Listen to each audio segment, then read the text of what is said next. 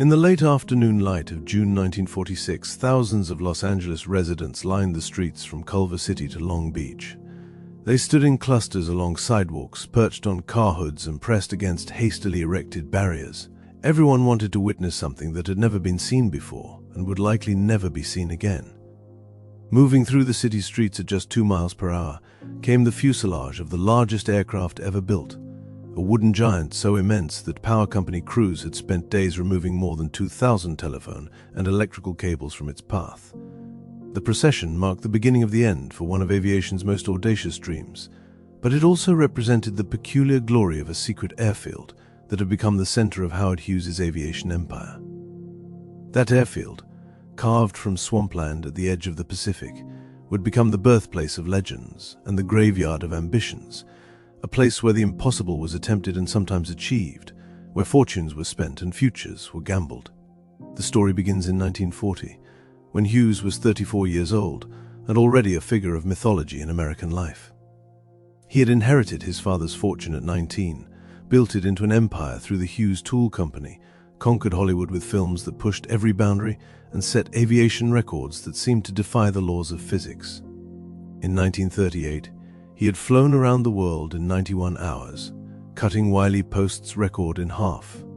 The world knew him as a daredevil, a genius, and increasingly as an enigma who shunned publicity even as his exploits commanded headlines. But Hughes faced a problem. His aircraft company, founded in 1932 and initially housed in rented space at Glendale's Grand Central Air Terminal, had outgrown its quarters. The company was designing revolutionary aircraft, but lacked the facilities to manufacture them at scale. Without proper production capabilities, Hughes couldn't secure the massive government contracts that would transform his operation from a boutique designer into a major military supplier. The solution lay in finding land, and not just any land, but a tract large enough to accommodate an airfield and manufacturing complex of unprecedented scale.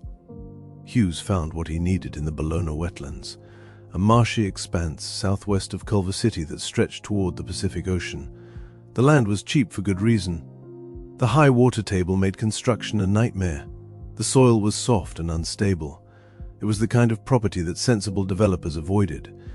But Hughes saw possibility where others saw problems.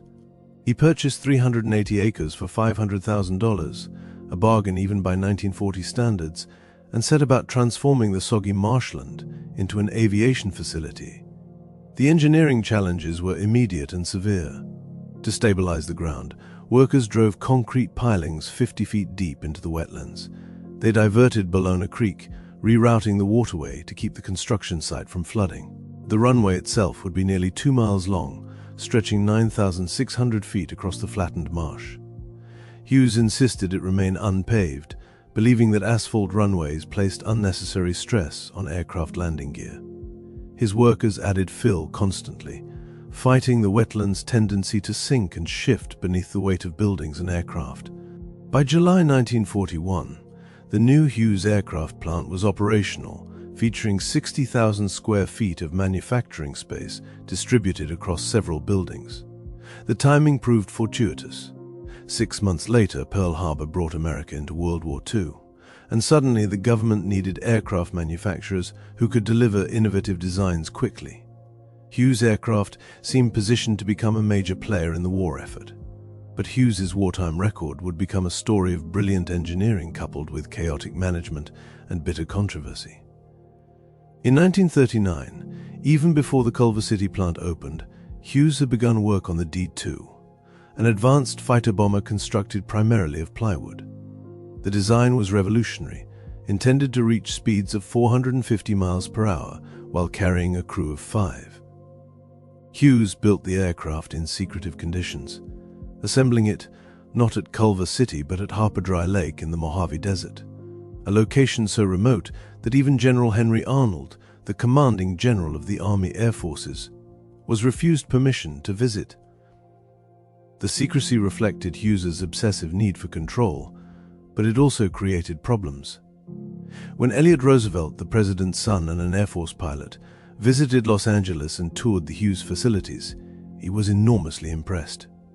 Shortly after his visit, The Air Force contracted Hughes to build 100 D-2 aircraft, redesignated as XF-11 photo reconnaissance planes. It should have been Hughes Aircraft's breakthrough moment. Instead, it became a disaster. Hughes involved himself in every decision, no matter how minor. His perfectionism, which had served him well as a record-setting pilot and Hollywood director, proved catastrophic in large-scale manufacturing. The company lacked experienced leadership and organizational systems. Production fell disastrously behind schedule. When Germany surrendered in May 1945, the government cancelled the contract. Hughes would complete only 2 experimental XF-11 prototypes. One of those prototypes nearly killed him. On July 7, 1946, Hughes piloted the first XF-11 on its maiden flight from the Culver City runway. The test flight should have lasted about 20 minutes. Instead, Hughes stayed aloft for an hour and 15 minutes, flying over Beverly Hills and testing the aircraft's capabilities. Then, hydraulic fluid began leaking from the right engine's propeller pitch control mechanism. The rear propeller locked in reverse pitch, causing the massive aircraft to yaw violently to the right. A prudent pilot would have shut down the malfunctioning engine and attempted an emergency landing at the nearest suitable field. Hughes instead tried to compensate by maintaining full power to the right engine while reducing power to the left, attempting to balance the aircraft through thrust alone. The XF-11 descended steadily, losing altitude as Hughes searched for a place to land. He aimed for the Los Angeles Country Club golf course, but 300 yards short of the green fairways, the aircraft struck 3 houses in Beverly Hills. The XF-11 disintegrated in a fireball that consumed one house entirely. Hughes, pulled from the burning wreckage by a Marine Master Sergeant, who happened to be nearby, suffered crushed ribs, a collapsed lung, a crushed clavicle and severe burns. He spent weeks in the hospital. The accident would have ended most men's aviation careers. For Hughes, it was merely an interruption. While the XF-11 program crumbled and Hughes recovered from his injuries, another project consumed the Culver City facility. In 1942, industrialist Henry Kaiser had approached Hughes with an audacious proposal. German U-boats were devastating Allied shipping in the Atlantic, sinking transport vessels faster than America could replace them.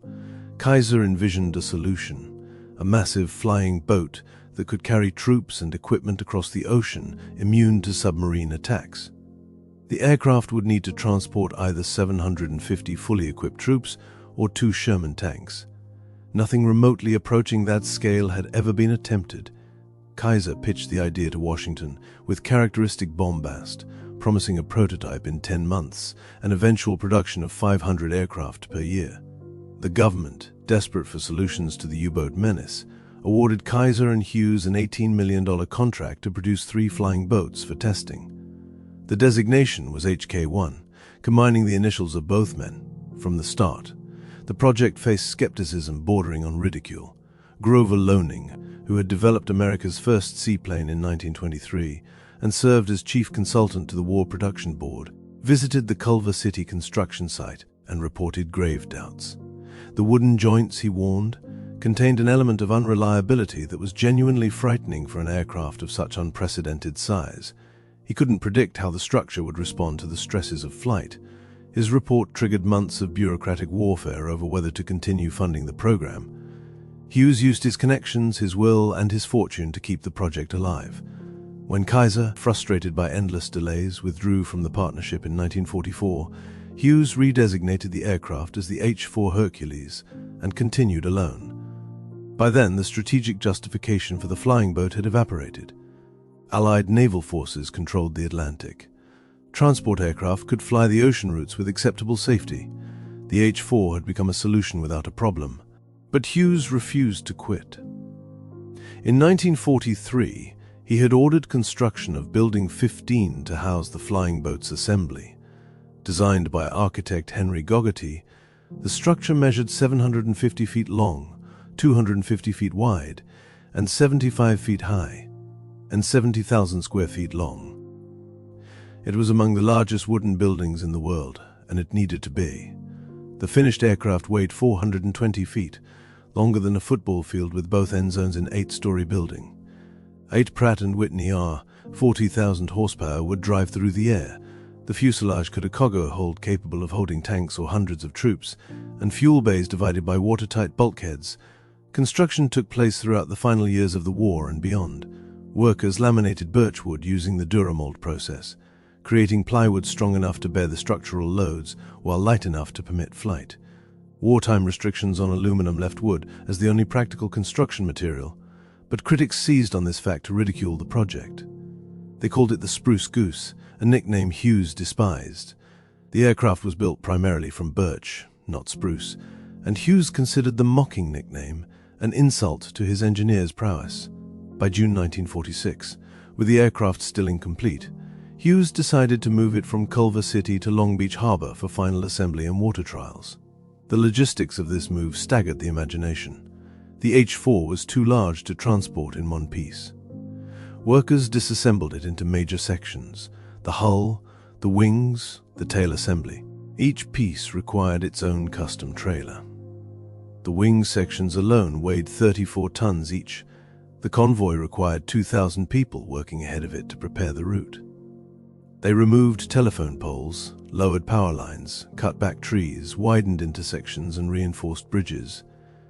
The 28-mile journey from Culver City to Terminal Island cost $50,000 in 1946 currency and took 2 full days to complete. Crowds lined the entire route, marveling at the wooden Leviathan creeping through their neighborhoods. At Long Beach, workers reassembled the H-4 in a specially constructed graving dock. 18 more months of work followed. The government had invested $22 million by this point. Hughes had added $18 million of his own money, and still the aircraft had never flown. Politicians, particularly those who had never trusted Hughes, began demanding answers. A Senate committee, led by Senator Owen Brewster of Maine, launched an investigation into alleged waste and mismanagement. The hearings, among the first congressional proceedings televised to the public, put Hughes in the spotlight he had spent years avoiding. Hughes defended himself with characteristic combativeness, turning the hearings into a forum for attacking his accusers. He painted himself as a patriotic innovator being persecuted by small-minded bureaucrats and business rivals. Whether the public believed him or not, the hearings ended without charges. But they left Hughes with something to prove. On November 2, 1947, Hughes announced taxi tests for the H-4 in Long Beach Harbor. Thousands gathered to watch, drawn by curiosity and skepticism. The huge flying boat had become a symbol of government waste to some, visionary engineering to others, and a punchline to many. Hughes boarded the aircraft along with co-pilot David Grant, flight engineers Don Smith and Joe Petrali, 16 mechanics, 7 journalists, and 7 industry representatives. 36 people in total would witness what happened next.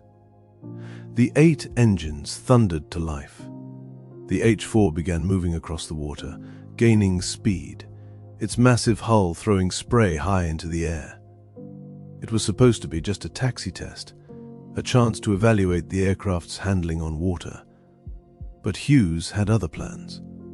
As the flying boat accelerated down the channel facing Cabrillo Beach, those aboard felt it begin to lift. The hull separated from the water. The H-4 Hercules was flying. The flight lasted about 30 seconds. The aircraft reached an altitude of 70 feet and traveled approximately 1 mile at a speed of 135 miles per hour. Then Hughes gently brought it back down to the water. It was barely a hop compared to the transoceanic flights the H-4 had been designed for, but it proved the massive wooden aircraft could fly. Hughes had silenced his critics, at least on that point. The H-4 never flew again. Hughes had it towed back to shore and placed in a climate-controlled hangar, where it would remain for the next 33 years. He kept a full-time crew maintaining it, reportedly spending millions in preservation costs, insisting it would fly again someday. It never did. After Hughes' death in 1976, the aircraft eventually found its way to the Evergreen Aviation Museum in McMinnville, Oregon, where it remains today. The wingspan that dominated the skies over Long Beach for those 30 seconds in 1947, now dominating a museum hall instead. Back at Culver City, the airfield continued operating through the post-war decades, but its character changed fundamentally. The traumatic failures of the wartime aircraft programs convinced Hughes to redirect his company away from airframe manufacturing. The new focus became fire control systems, guided missiles, radar, and eventually satellites and spacecraft. Hughes Aircraft transformed from a struggling airplane builder into a defense electronics powerhouse. The unpaved runway Hughes had insisted upon was finally paved with asphalt in 1948, creating a 6,800-foot strip. By 1962, it had been extended to 8,800 feet, making it one of the longest private runways on the West Coast. Takeoffs to the west had to be carefully coordinated with traffic at nearby Los Angeles International Airport. The field continued serving as a test facility for various Hughes projects through the 1950s and 1960s. If you're enjoying this deep dive into aviation history and want more stories about the people and places that shaped the industry, please subscribe to our channel. We're dedicated to bringing you the forgotten corners of aerospace history, the stories that deserve to be remembered. The Culver City facility became a proving ground for helicopter development. Hughes built and tested the XH-17 flying crane there, a massive experimental helicopter designed to airlift tanks and other heavy loads.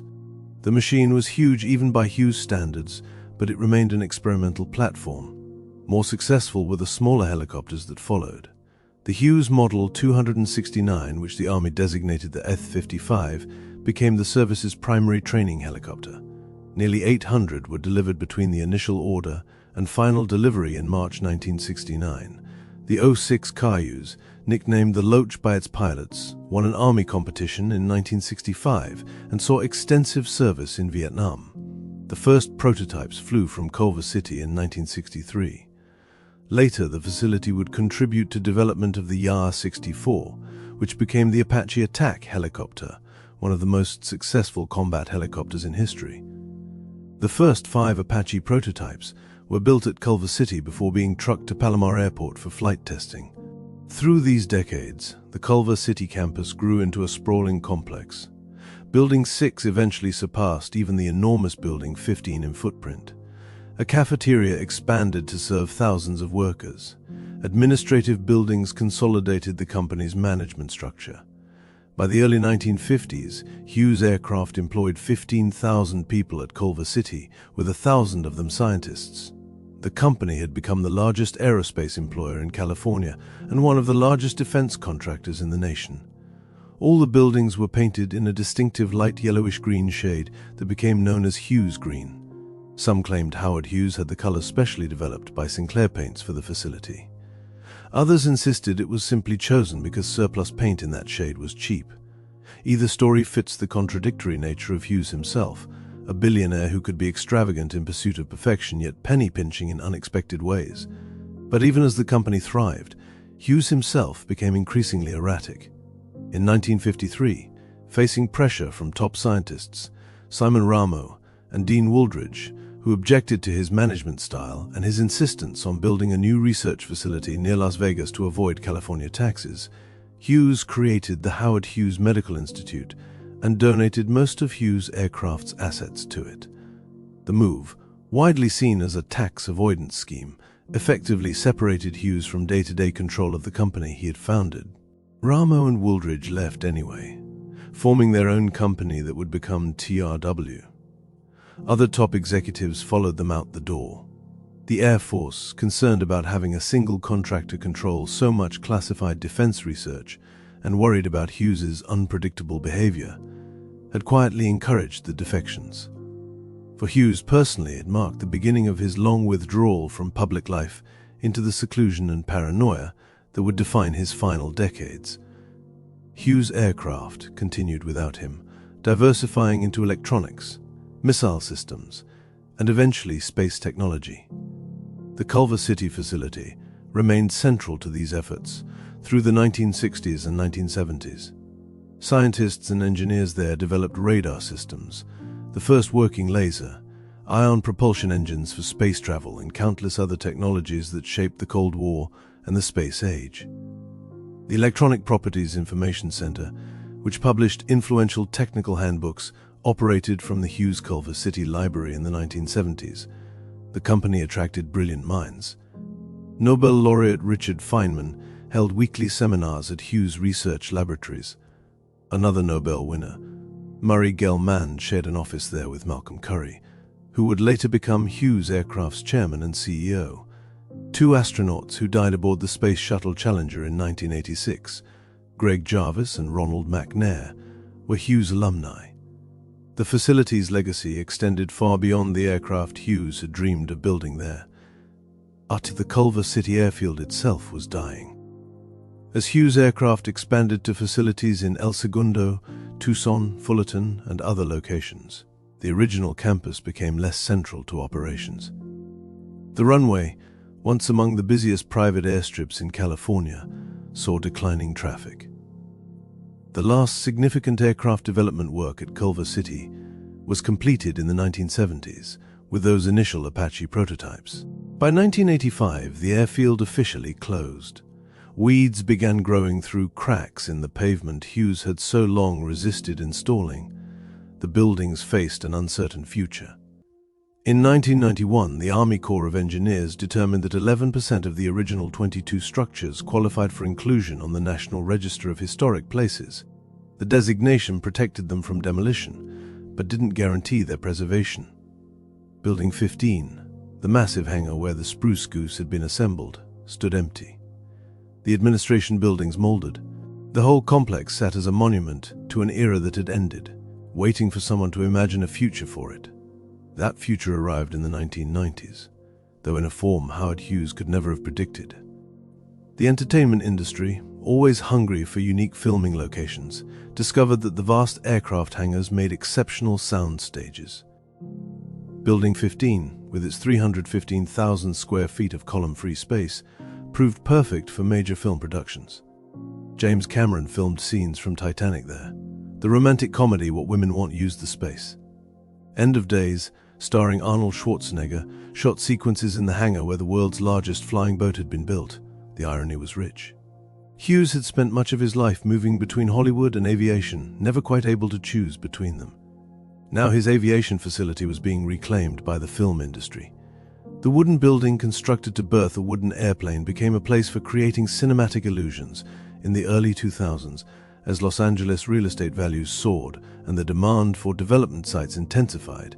The Culver City campus attracted attention from developers. The Ratkovich Company purchased the historic buildings in 2010 and began a careful renovation, rebranding the complex as the Hercules campus. But instead of tearing down the old structures, Ratkovich preserved them, converting the industrial spaces into offices for technology and media companies.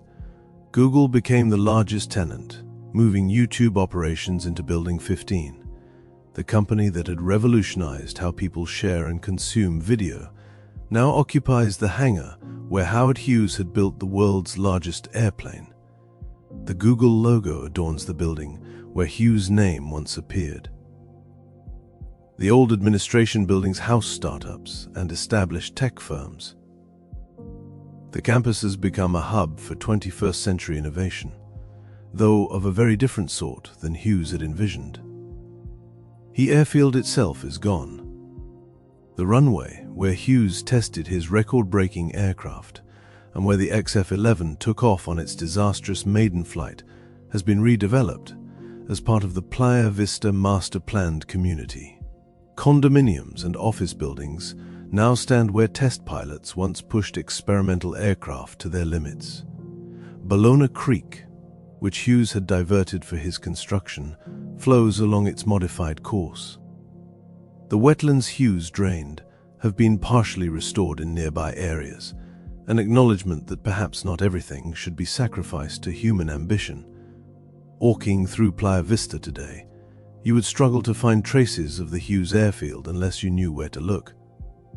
The street names offer hints. Hughes Way and Campus Drive acknowledge the area's history. A few plaques mark significant sites, but the physical evidence has largely vanished under the relentless redevelopment that characterizes Los Angeles. His story of Hughes's Culver City Airfield captures something essential about American aviation history and about Howard Hughes himself. It was a place of genuine innovation where brilliant engineers tackled problems no one had solved before.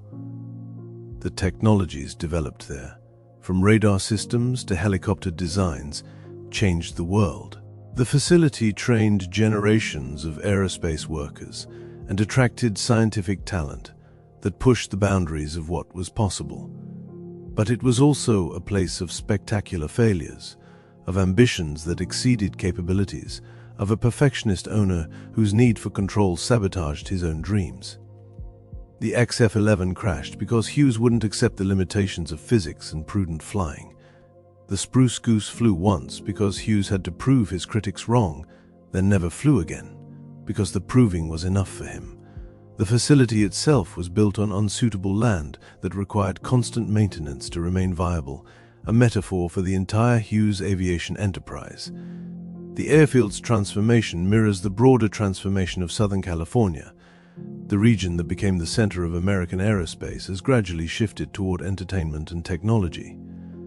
The defense contractors that once dominated the local economy have been joined, and sometimes replaced by studios and software companies. The vast manufacturing spaces built for one purpose have proven adaptable to others. Yet something is lost in these transformations, even as new value is created.